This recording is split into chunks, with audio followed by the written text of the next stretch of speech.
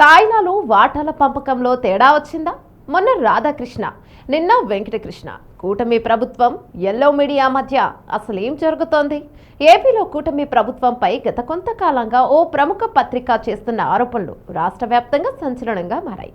ముఖ్యంగా మొన్న P4 విధానంపై రాధాకృష్ణ, నేడు దివ్యాంగుల పెన్షన్పై వెంకటకృష్ణ చేస్తున్న వ్యాఖ్యలు రాజకీయ వర్గాలను ఆశ్చర్యపరుస్తున్నాయి.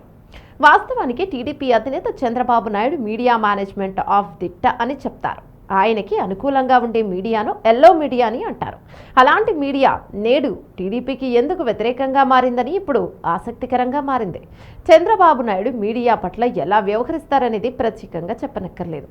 అయితే టీడీపీ లోకేష్ చేతిలోకి వెళ్ళాక మీడియా మేనేజ్మెంట్ పై పట్టు తప్పిందా, లేక లోకేష్ స్వయంగా మీడియాను ఏర్పాటు చేసే క్రమంలో ఇప్పుడున్న మీడియాకు ప్రాధాన్యత ఇవ్వలేదా అనేది రాజకీయ వర్గాలను ఆలోచింపచేస్తోంది. ముఖ్యంగా రాధాకృష్ణకి కాంట్రాక్టర్ల విషయంలో, అలాగే విశాఖ భూముల కేటాయింపు విషయంలో జరిగిన పరిణామాలు నేటి పరిస్థితులకు కారణమా అనే చర్చలు సాగుతున్నాయి. అయితే వైసీపీ వర్గాలు దీనిపై ఘాటుగా స్పందిస్తున్నాయి. ఎక్కడో తాయిలాల పంపకంలో తేడాలు జరగడం వల్లే ఇదంతా చేస్తున్నారని, టీడీపీ ఎల్లో మీడియా ఒకటేనని వాళ్ళు చెప్తున్నారు. అయితే దివ్యాంగుల పెన్షన్పై వెంకటకృష్ణ చేసిన వ్యాఖ్యలు మాత్రం కూటమి ప్రభుత్వాన్ని ఇరుకున పెట్టేలా ఉంది. అలాగే ఎన్నికల ముందు చంద్రబాబు నాయుడు P4 విధానం గురించి చెప్పినప్పుడు చాలా గొప్పగా మాట్లాడిన రాధాకృష్ణ ఇప్పుడు మాత్రం దానిని వ్యతిరేకిస్తూ తన కథనాలు వెలువరిస్తున్నారు. దీనితో టీడీపీకి ఎల్లో మీడియాకి మధ్య సంథింగ్ తేడా జరిగినట్లుగా ప్రచారం జరుగుతోంది.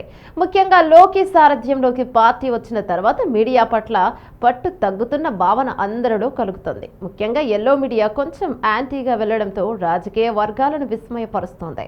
లోకేష్ సొంత మీడియా, సొంత పత్రిక పెట్టే ఆలోచనతో ఎల్లో మీడియాకు ప్రాధాన్యత తగ్గిస్తున్నారని కూడా అంటున్నారు.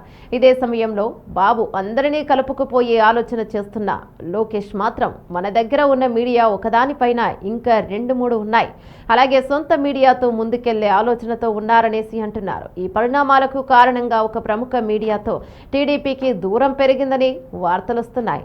ఏదేమైనా తాజా పరిణామాలు రాష్ట్ర రాజకీయాల్లో ప్రకంపనలను పుట్టిస్తున్నాయి.